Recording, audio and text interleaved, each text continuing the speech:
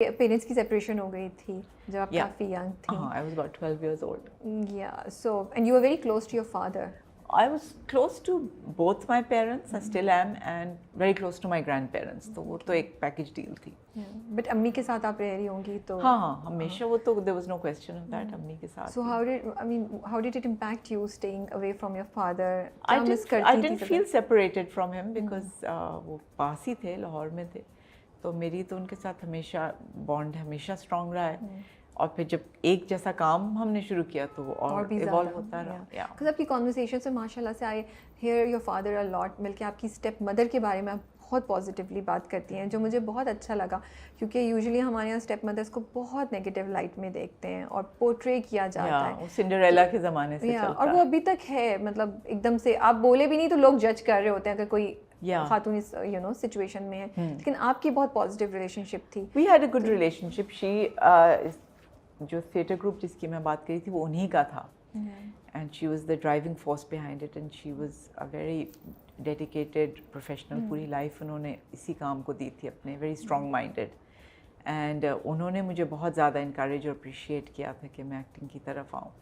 And she was an influence in my life. This is such a big statement कि she was an influence in your life. लेकिन ये जो positive relationship है उसका credit आप किसको देती हैं? क्या आपको लगता है ज़िंदगी में कौन, आपकी मदर, आपके फादर, वो खुद आपकी स्टेप मॉम, उनका बिहेवियर? एवरीबडी. मेरी मदर हमेशा कभी मुझे रोका नहीं उन्होंने to have good relationship with my father और विद मदिया. And I didn't feel deprived of any kind of support because as I said मेरी सपोर्ट लाइन बहुत स्ट्रॉन्ग है हाथों की. So I had my grandparents, I had my parents, extended family, and everybody was there. तो एक कमी कभी भी नहीं थी for support or love.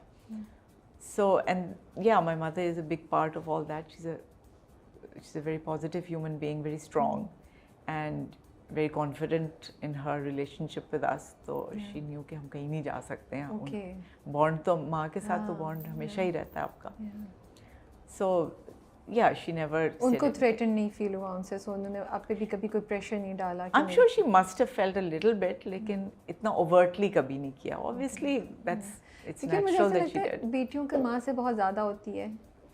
तो आप ना चाहते भी कभी कभी उस मोहब्बत को उस मोहब्बत की जैसे दूसरे इंसान को शायद कसूरवार ठहराएं या कुछ. मुझे आपकी कॉन्वर्सेशन में वो चीज़ मिसिंग लगी.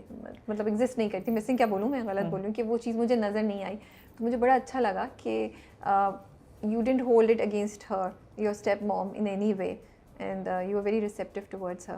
क्योंकि बहुत दफ़ा ऐसा हो जाता है कि वो दूसरा इंसान अच्छा भी हो लेकिन यहाँ से बच्चे जो हैं वो चांस नहीं देते हैं ना. हाँ, I think ups and downs तो हर रिलेशनशिप में रहती हैं. मेरी भी थी. So it was not all smooth sailing, but we found a balance. Okay. And मेरी career जिस direction में गया, she was a big part of that. Yeah.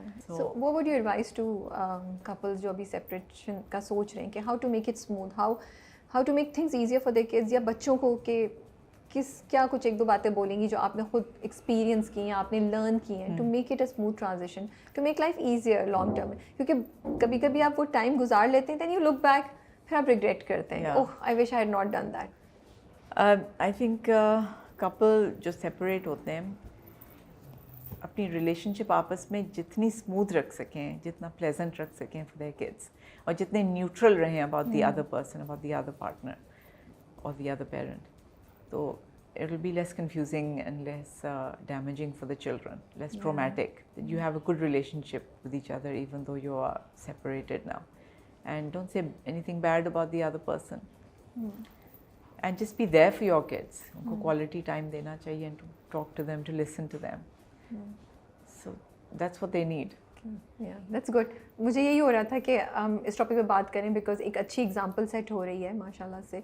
So you know, दूसरी शादी होती है लोगों की बच्चों के साथ, तो it's very important to talk about it and set up good positive examples. देखिए अच्छा है माशरे में भी थोड़ा सा चेंज आए. कमिंग टू द इंडस्ट्री, अगर मैं देखूँ, क्या आपको एक दो चीज़ें लगती हैं जिसकी वजह से हमारी स्टोरीज़, हमारे कैरेक्टर्स अब उतने स्ट्रॉन्ग नहीं है? क्या चीज़ हमने मिस कर दी इस रास्ते में, from point A to point B, जो आज है हम उस पर पहुँचे हैं? एक तो everything's been done to death. इतने ज़्यादा प्लेटफॉर्म्स आ गए कि but isn't it good? isn't it creating more competition and हाँ opportunities? वो होने चाहिए कि Yeah. अभी तक तो अपॉर्चुनिटीज़ तो आ गई हैं लेकिन इनोवेशन की थोड़ी सी कमी है and I think quality of the work in all respects not just इनके अच्छी लाइट कर ली और कैमरे अच्छे लगा लिए एंड स्टफ या मेकअप अच्छा कर लिया but in the content I know everybody says this content अच्छा होना चाहिए you just have to keep finding fresh ways of looking at things and just believe in what you're doing and don't be afraid to upset the boat कि even though ratings नहीं आ रही हैं या लोगों को पसंद नहीं आएगा तो हम नहीं बना रहे that should not रुकावट नहीं बननी चाहिए उस चीज़ को towards your innovation you just unapologetic आपने शुरू में कहा था so unapologetic तरीके से आप अपना point of view पेश करें and to read and study and observe as much as you can. You think नहीं होता हमारे आजकल इंडस्ट्री में नहीं पढ़ रहे लोग? For instance, actors set पे जब आते हैं तो they like to be in their own corners. या अपने फ़ोन में लगे रहते हैं या आगे की चीज़ें अपनी प्लान करते रहते हैं.